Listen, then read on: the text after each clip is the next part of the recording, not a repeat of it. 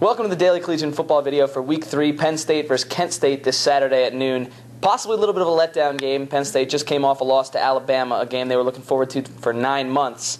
Now they have a game they've been looking forward to for a week, but there are a lot of big storylines. One of the biggest might be, can Penn State get this running game off the ground? They really haven't been able to do much so far this year. Yeah, I mean, you look at the big thing right now, and Evan Royster, 77 yards in 2 games. I mean, this is potentially supposed to be the all-time leading rusher, and they haven't been able to get anything going. And Kent State is a good run defense, so I mean, it's actually going to be a good matchup that way.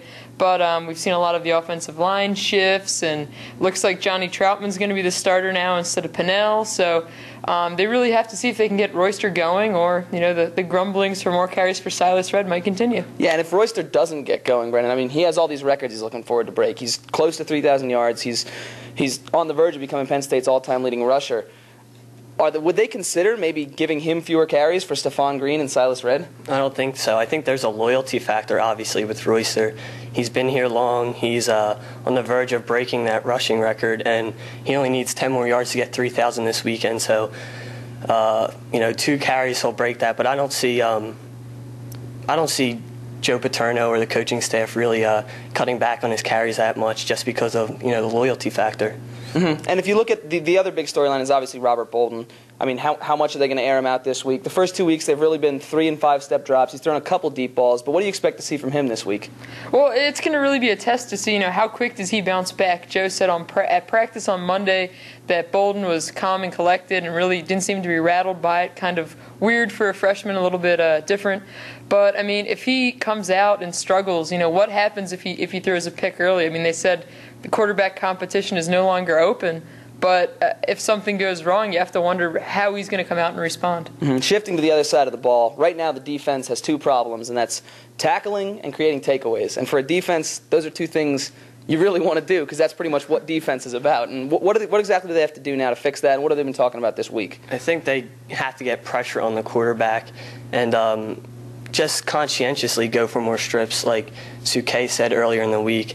It's just making it a mindset, a goal, and also just the aggressive factor in tackling. They have to go after the ball carrier instead of letting the ball carrier come into them. And if you go after the ball carrier, then more strips are likely to occur, and that's a lot of things they were talking about this week. Yeah, that's what Jack Crawford said during after Joe Paterno's Tuesday press conference. He said if you hit him right, you're going to hit the ball, and the ball's going to pop out. So let's get to some predictions. Audrey, Penn State, Kent State. What's your prediction? I got to go with Penn State on this one, 27-13.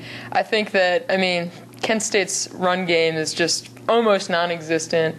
Just an inferior opponent, and Penn State has a lot of aggression coming off of Alabama. And it's one of those games that you look on it on paper, they should win it, and I think they will.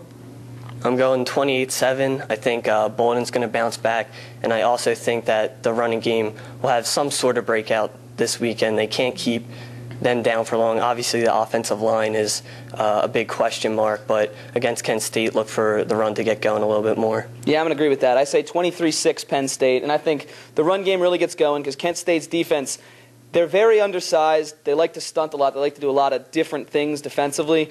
But later in the game, I think Penn State's offensive line is just going to basically out-physical them and outsize them and look for Royster to kind of break through this week. So I say 23-6 Penn State. But thanks for tuning in. For Audrey and Brendan, I'm AJ.